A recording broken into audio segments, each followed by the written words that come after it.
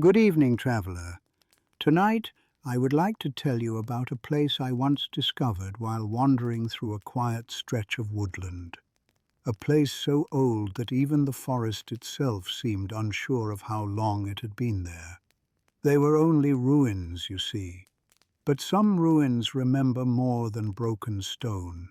And sometimes, if one arrives with enough patience, those old places are willing to share what they have been quietly holding on to for many years. It happened during one of my longer journeys through the northern forests, the sort of place where the paths grow thin and uncertain, and where the trees have had many lifetimes to decide exactly where they wish to stand. I had been walking most of the afternoon beneath a tall canopy of pine and birch, following a trail that had likely once been a proper road, though time had slowly convinced it otherwise.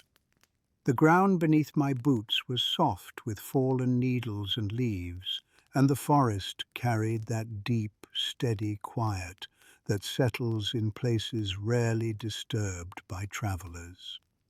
Birdsong drifted lazily through the branches above. A distant woodpecker tapped patiently at a trunk somewhere beyond the path, and the wind, when it passed through the trees, did so with the slow, thoughtful rhythm of a place that had no reason to hurry.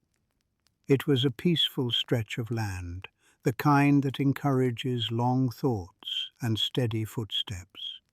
But the forest has a curious way of hiding things, old things, forgotten things.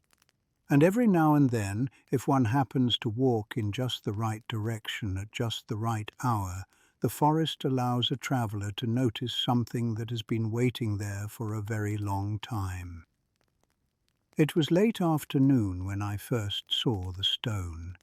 At first it appeared to be nothing more than a rough shape, half buried beneath moss near the base of a hill, a simple rock among many others.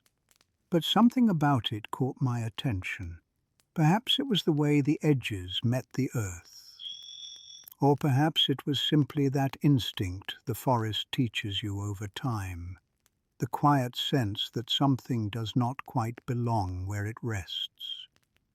So I stepped closer. I brushed aside the moss with the edge of my glove and found that the stone was not natural at all.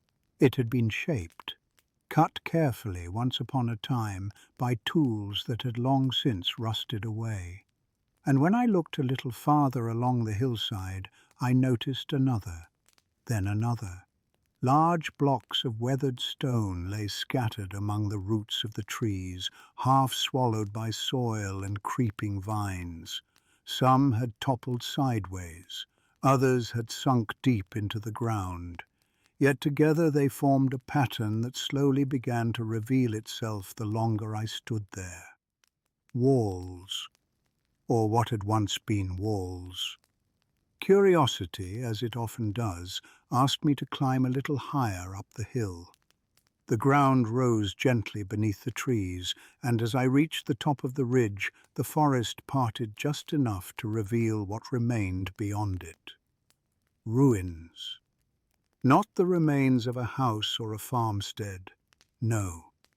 These stones had once belonged to something far older and far larger than that. Several broken archways still stood upright, though time had softened their edges and allowed ivy to claim much of their surface. Tall columns rose from the earth in quiet defiance of gravity, their tops long gone, but their foundations stubbornly refusing to surrender. And scattered throughout the clearing were fragments of walls, staircases, and stone platforms whose purpose had long since faded from memory. It was a strange place, not abandoned in the usual sense, but paused, as though whatever had once existed there had simply stepped away and allowed the forest to continue growing around it. I remember standing there for a while looking across the clearing, not out of concern, but out of respect. Old places deserve that much.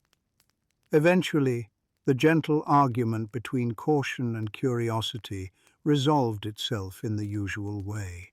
Curiosity won. I made my way down into the ruins. The air changed slightly as I crossed the edge of the clearing. The forest behind me remained full of its quiet life, but within the ring of broken stone, the sounds seemed to soften, not vanish, just fade a little. My footsteps carried easily across the uneven ground as I moved deeper among the fallen structures. Grass and small wildflowers had grown between many of the stones, their roots slowly weaving themselves through the cracks left by centuries of shifting earth.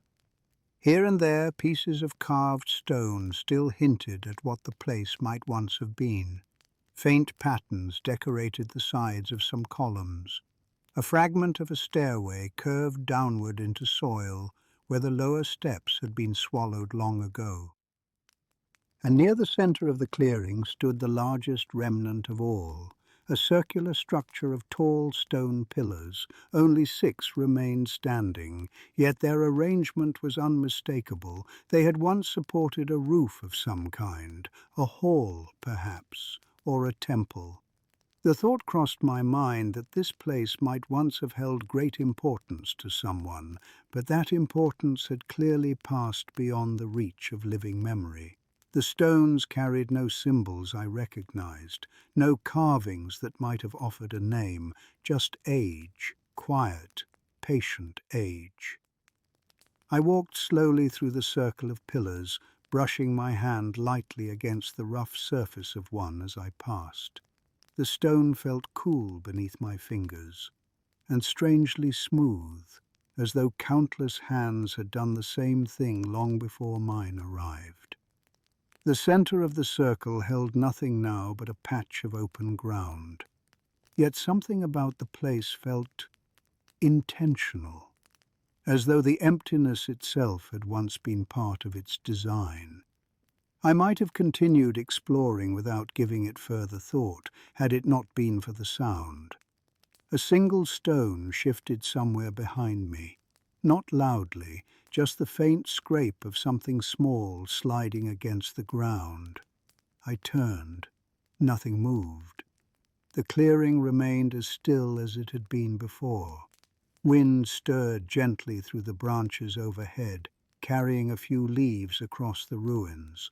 But the stones themselves stood quiet and unmoving. I waited for a moment, then another. Eventually, I returned my attention to the pillars, but only a few steps later the sound came again, this time closer, a soft scrape across the earth. I turned again, a little more slowly this time. The clearing remained empty. The pillars stood silent around me, and the forest beyond the ruins had returned to its patient rhythm of rustling leaves and distant birds. Yet something had changed. It took me a moment to notice exactly what it was. One of the small stones near the edge of the circle had moved, not far, only a few inches from where I was certain it had been before, just enough to leave a narrow line in the soil behind it. I walked toward it carefully. The stone itself was no larger than my hand, rounded by age and weather. Nothing remarkable about it, but the mark in the earth beside it was fresh. The soil had only just been disturbed. I crouched beside the stone and studied the ground. There were no footprints nearby, no signs of animals passing through. Just that single line where the stone had shifted. And as I watched, another sound came from farther across the clearing. A second stone scraped softly against the earth. Then another. Slowly, patiently, the small rocks scattered across the ruins began to move. Not all at once, not quickly, but one by one. Each stone shifting only a short distance before coming to rest again. If I had not been watching closely, I might have blamed the movement on the wind, or the settling of old ground. But there was no wind strong enough to push stone, and the movements were far too deliberate. I stood and followed the path they were beginning to form. Each stone rested a short distance ahead of the last, creating a loose trail across the clearing. Not a straight line exactly, more like a quiet suggestion of direction. Curiosity, once again, had begun its gentle argument with caution. And, as before, curiosity won. I walked slowly along the path the stones were marking. The trail wound between the broken walls and fallen columns, guiding me deeper into the ruins. Each time I paused, another small stone shifted somewhere ahead, adding itself to the path. The movements were patient, unhurried. Whoever, or whatever, guided them seemed in no rush at all.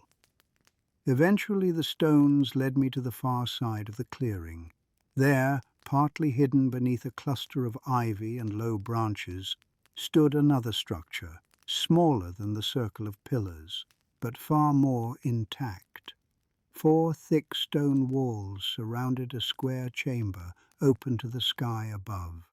The roof had long since collapsed, leaving only a ring of dark stone framing the evening sky.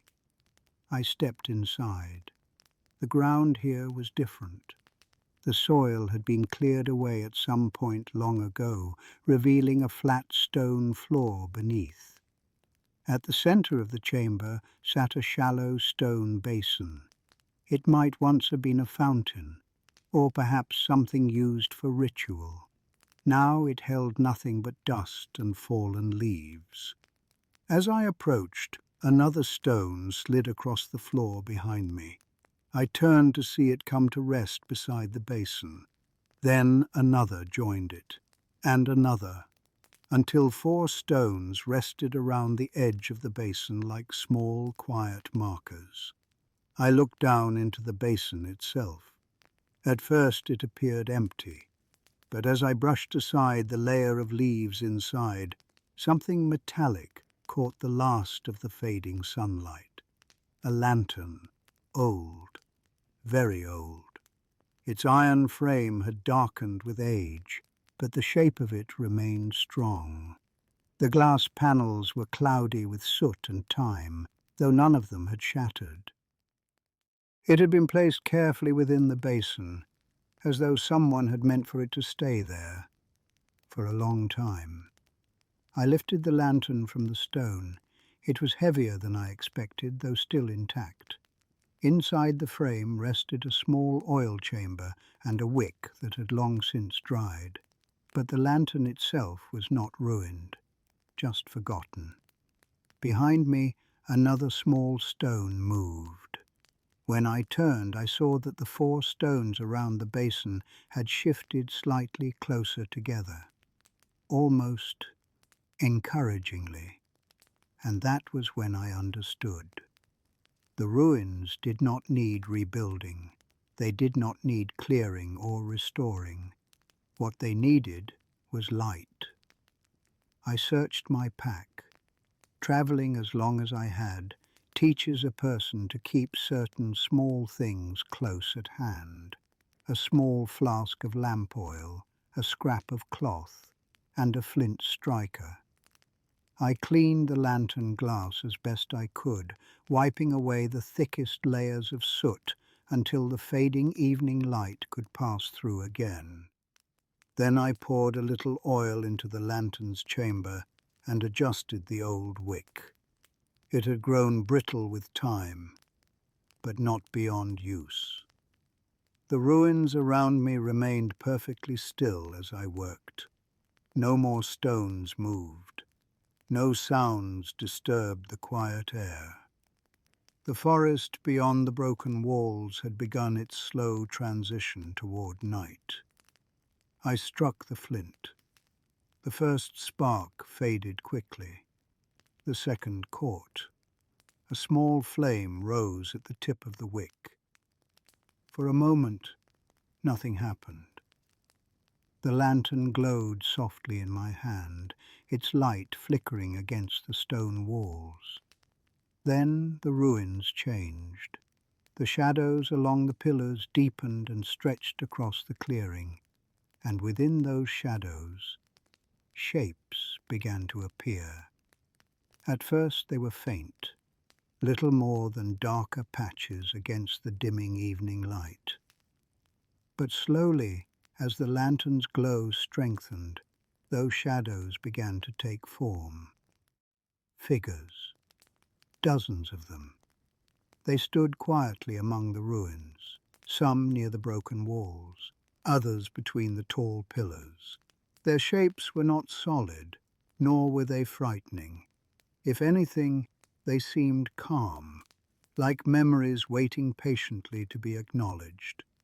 One stood close to the entrance of the chamber, tall and still, facing the lantern. For a moment, we simply remained there together, traveller and memory. Then the figure inclined its head slightly, a quiet gesture, grateful. The others began to fade.